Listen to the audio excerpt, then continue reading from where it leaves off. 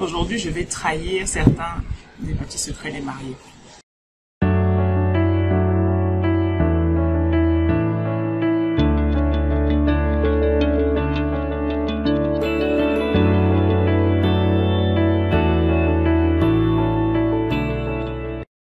Bonjour et bienvenue sur votre chaîne Mélanie Wabo Weddings. Je suis Mélanie Wabo, votre wedding planner. J'espère que vous allez bien. Vous le savez, cette chaîne, c'est la vôtre, les futurs mariés, les personnes qui accompagnent les futurs mariés, les proches, les marraines, les sœurs, les collègues. Vous êtes tous les bienvenus, ainsi que tous les professionnels de l'industrie du mariage. D'ailleurs, aujourd'hui, j'ai vraiment envie que cette vidéo soit vue et partagée par et avec tous les professionnels de l'industrie du mariage parce que c'est une vidéo pour laver notre nom. Pour laver notre nom. Il y a beaucoup de situations qui arrivent dans les mariages où les invités se disent mais pourquoi ceci, pourquoi cela, et on pense que c'est de la faute des prestataires, mais pas toujours. Quelquefois oui, mais pas toujours. Parfois c'est parce que les mariés n'ont pas dit toute la vérité. Première chose sur laquelle les mariés ne disent pas forcément toute la vérité, c'est le nombre d'invités.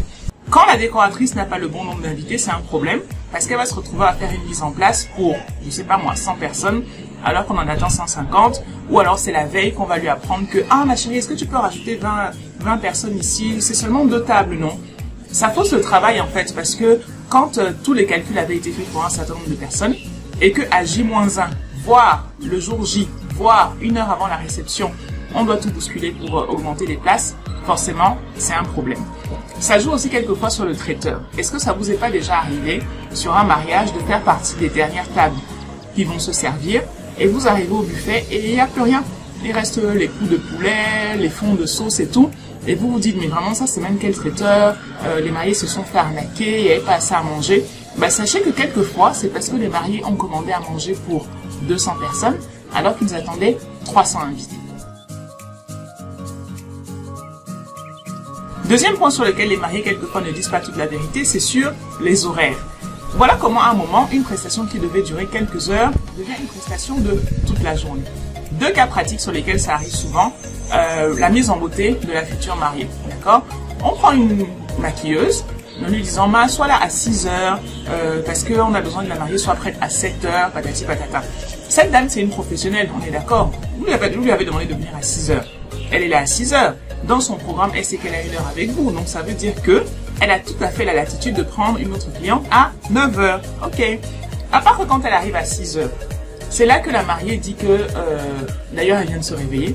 Elle n'est pas encore douchée. Elle doit encore aller prendre son petit déjeuner, etc., etc., etc. C'est à 7 heures qu'elle est éventuellement prête pour qu'on commence à s'occuper d'elle. Quand la personne va commencer à tirer la bouche, vous allez dire que, mais ça, c'est quel professionnel? Ben oui, mais vous lui avez donné un créneau que vous n'êtes pas en train de respecter. Donc, du coup, peut-être que c'est en train de mettre à mal tout son programme de la journée. Pire encore, si jamais vous lui avez dit que c'est uniquement vous qu'elle doit préparer, en vous disant, oui, quand elle sera sur place, je vais essayer de faire en sorte qu'elle prenne aussi ma soeur, ma tante, mon témoin, patati patata. C'est un mauvais plan. L'autre cas où ça arrive souvent, que ça pose un problème, c'est sur les locations de voitures. Vous sortez de l'église, la voiture des mariés n'est plus là. En tant qu'invité, qu'est-ce que vous vous dites? Vraiment, le chauffeur est parti où? Non, vraiment, c'est méchant. Hein. Ouais, comment ils ont pu faire ça? Ils ont abandonné les mariés. Les mariés avaient pris un forfait de 4 heures. Et ils ont eu 4 heures de retard. Donc, on les a déposés à l'église et leur forfait de location, il est terminé. Cette voiture, elle est peut-être réservée pour un autre couple le même après-midi. C'est pas la faute du prestataire. Dans le cas des voitures, hein, ou bien quand on n'est pas sûr des programmes, je vous en prie, ça va coûter un peu plus cher, je sais. Prenez des prestations à la journée.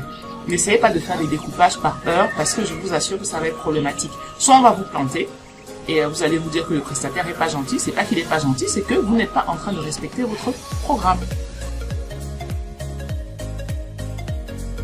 Troisième situation un peu cocasse quelquefois. Vous êtes à table, vous allez commencer à manger, tout va bien. Et là, on vous amène du vin blanc qui est chaud. C'est pas du tout agréable de boire du vin blanc qui est chaud ou un vin rouge qui n'a pas été chambré ou du champagne qui n'est pas suffisamment frais. Et là, qui se prend une mauvaise réputation, si je peux dire? Le maître d'hôtel. Ça, c'est même quel maître d'hôtel qui sert du vin chaud? On n'a jamais vu ça. Ça, c'est quel traiteur? Patati patata. Ce qu'on ne vous a pas dit en donnant toute la vérité, c'est que tel tonton qui était chargé de la boisson a peut-être un peu coupé un peu du budget. Telle personne qui devait livrer la boisson depuis la veille a traîné. Et en fait, la boisson a été livrée à la salle 15 minutes avant le début du repas.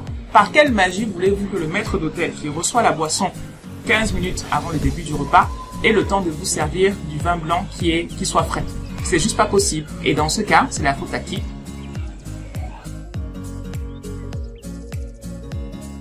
Quatrième chose, le plan de table et la liste des invités. Je pense qu'un jour, je vais faire une vidéo juste sur cette question de plan de table. Peut-être que j'en ai même déjà fait une. Oui, j'en ai fait une. Comment gérer ses invités. Je vais vous mettre le lien. Bon, quoi qu'il en soit, le plan de table. Vous voilà, vous êtes arrivé à la réception. Vous êtes sapé comme jamais. Voilà. Et puis, vous avez même peut-être déjà un petit peu mal aux pieds, mesdames, avec vos talons. Et on vous fait attendre une demi-heure, 3/4 d'heure pour vous installer. Et là, qu'est-ce que vous vous dites? Les hôtesses s'y servent même à quoi? Qui les a même recrutés? Le service du protocole s'y est comment? Ah, ouais. Ce que vous ne savez pas, c'est que quand vous êtes arrivé, nous, on n'avait toujours pas reçu le plan de table. Je dis nous parce que c'est quelque chose qui nous arrive souvent. Le plan de table et la liste des invités, quelquefois les mariés l'envoient super en retard.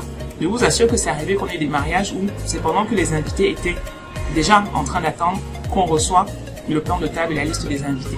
Quelquefois dans un format qui est complètement illisible. Donc vous imaginez, au moment où vous êtes en train de vouloir gérer autre chose, c'est là que vous recevez des photos sur WhatsApp, même pas un document, vous recevez des photos sur WhatsApp, vous avez une équipe de 10 hôtesses, il faut chercher à 21 h l'endroit où vous allez pouvoir imprimer, chercher à ce que ce soit lisible, parce que c'est écrit en pâte de mouche, ce n'est même pas dans l'ordre alphabétique, tout est mélangé, vous avez des flèches dans tous les sens pour dire que bon, table 1 est devenue table 14, bref. Donc quelquefois, sachez que l'installation des invités prend du temps, tout simplement parce qu'on n'a pas reçu le plan de table ni à temps, ni dans un format qui permet de l'exploiter correctement.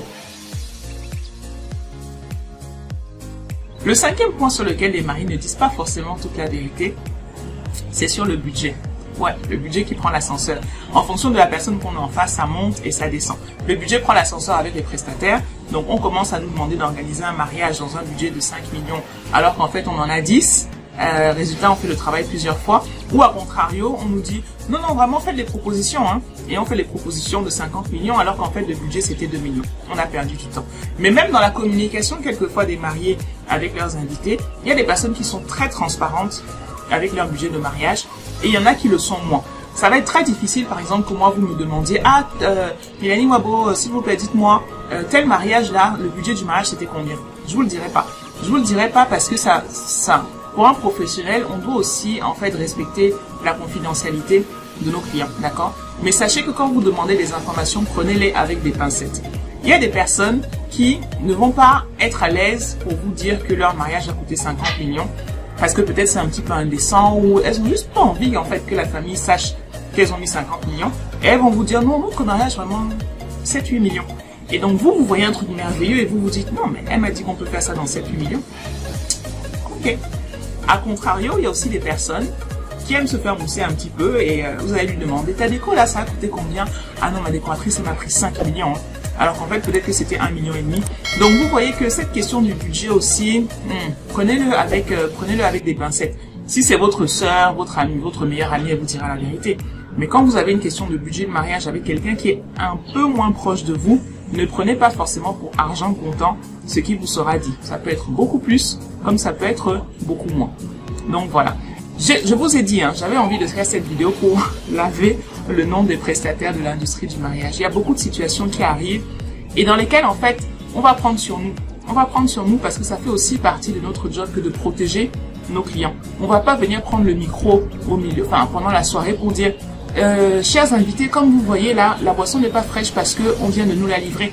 On va pas faire ça, d'accord? Donc les gens vont se plaindre, ça peut rejaillir sur le dos de la salle, du traiteur, du maître d'hôtel, voire même du wedding planner. Quelquefois, c'est juste pas notre faute. Donc, s'il vous plaît, essayez d'avoir ça en tête quand vous avez des petites observations à faire par rapport au mariage. Si vous avez d'autres choses, mettez-les en commentaire, hein, on verra ensemble ça relève de qui, c'est la faute de qui. Dans tous les cas, il y a des situations cocasses qui font rire, ça fait partie des anecdotes du mariage après. Mais voilà, ayez ça en tête pour ne plus forcément juger trop rapidement les prestataires de l'industrie du mariage qui se donnent à cœur, qui y mettent vraiment toute leur énergie et toute leur trip pour que les événements se passent bien. C'est pas pour après se faire remonter les bretelles pour des choses dont en fait, ils étaient juste pas responsables depuis le départ. Merci beaucoup de liker, de partager, de commenter et je vous dis à très bientôt. C'était Mélanie Wabo, votre wedding planner.